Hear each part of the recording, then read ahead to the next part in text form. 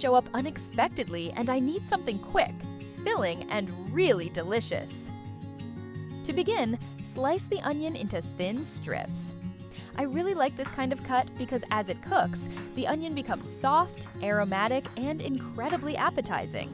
Even at this stage, the kitchen already starts to fill with that warm, homemade smell that always means something truly delicious is on the way. Place the pan on the heat, pour in a little sunflower oil, and add the onion right away. Stir it gently so it heats evenly and slowly starts to soften.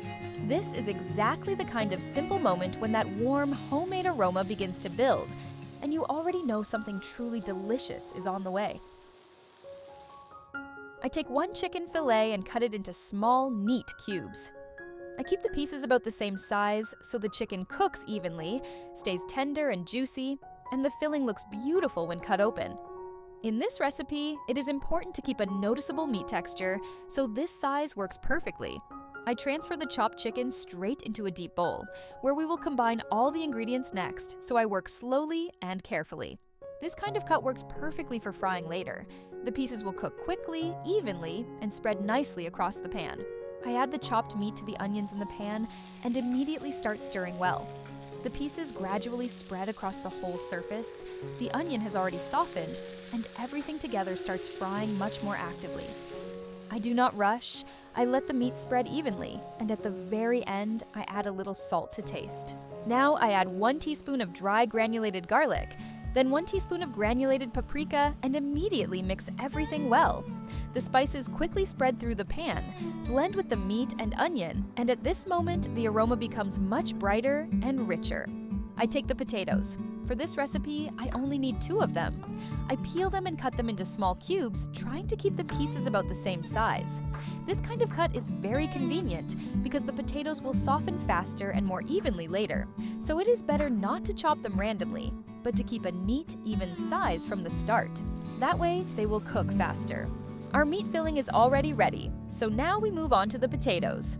I transfer the diced potato into a pot, pour in water, place it on the stove, and set the right heat. Now I simply let the potatoes cook until soft, so later they combine well in texture.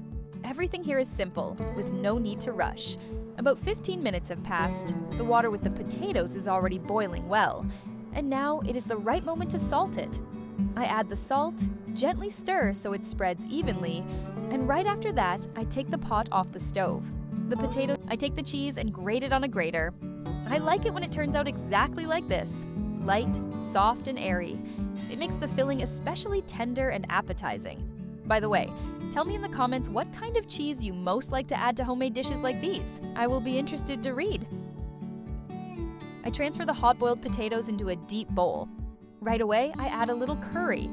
It gives a beautiful color and a pleasant aroma. Then I crack in 1 egg, add a little salt, and even at this stage, everything already looks brighter, warmer, and much more appetizing. I add the chopped dill that I prepared earlier and immediately mix everything well. The herbs quickly spread through the hot potatoes, and the mixture instantly becomes livelier, more aromatic, and even noticeably more appealing in color. Now I add the starch and mix everything thoroughly again. The mixture gradually comes together, becomes denser, more manageable, and starts to resemble a soft potato dough.